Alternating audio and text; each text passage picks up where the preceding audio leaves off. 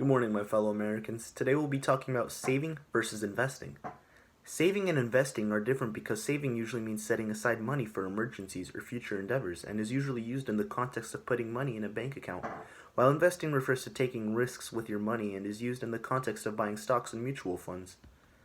The reasons for saving money are really just for the future. You may save your money for early retirement, emergencies, or just to be able to access it whenever you so desire. Reasons for investing mainly involve taking the risk with your money for the possibility of immense wealth. I mean, who doesn't just want money to have it, you know? Now you may be thinking, why not just save the money? That eliminates the risk, but includes the reward. That would be an incorrect way of thinking because the greater the risk, the greater the reward.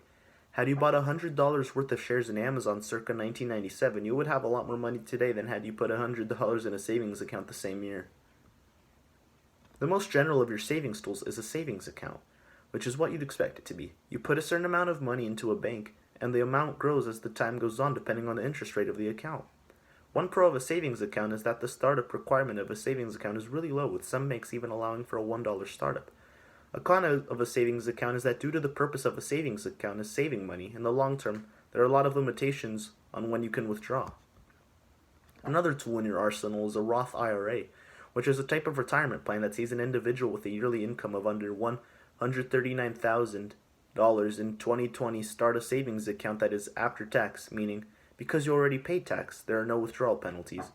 One pro of a Roth IRA is that, as opposed to a traditional IRA, one can pull their money out at age 59 and a half as opposed to age 72. A con of a Roth IRA is that you have to be within the income range that allows for this type of account, so an A-list actor would not be able to qualify for a Roth IRA.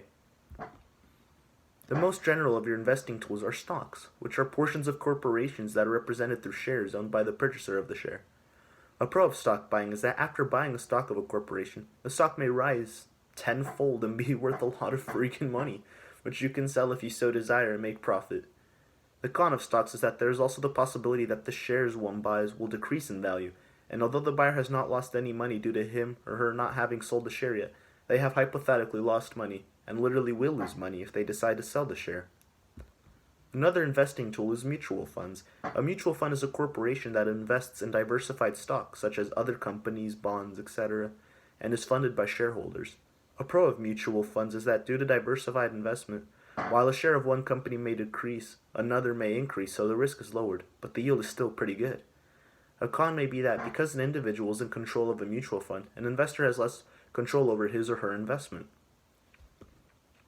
The importance of diversification in personal finance is that if you bet all your money on one endeavor, it may fail. For example, investing all your money in one company and that company ending up a failure will result in the loss of all the money you invested, whereas investing in savings accounts and numerous corporations can result in numerous successes, failures, some of both, but regardless, your yields will be greater. According to Investopedia, mutual funds are the most popular investment tool circa 2019, with 46% of U.S. households owning mutual funds according to Statistica. A survey conducted by TIAA.org have concluded that about 33% of Americans have IRAs. My biggest recommendation is to open a savings account of any kind if you have any money to spare, and invest if you notice any trends in the stock market that you will believe to be lucrative. But don't leave your money lying around. Make it grow.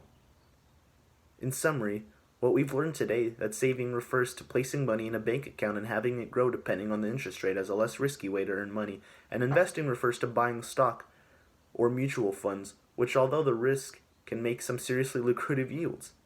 And be smart with your money. If you're not sure, do some further research about saving and investing tools.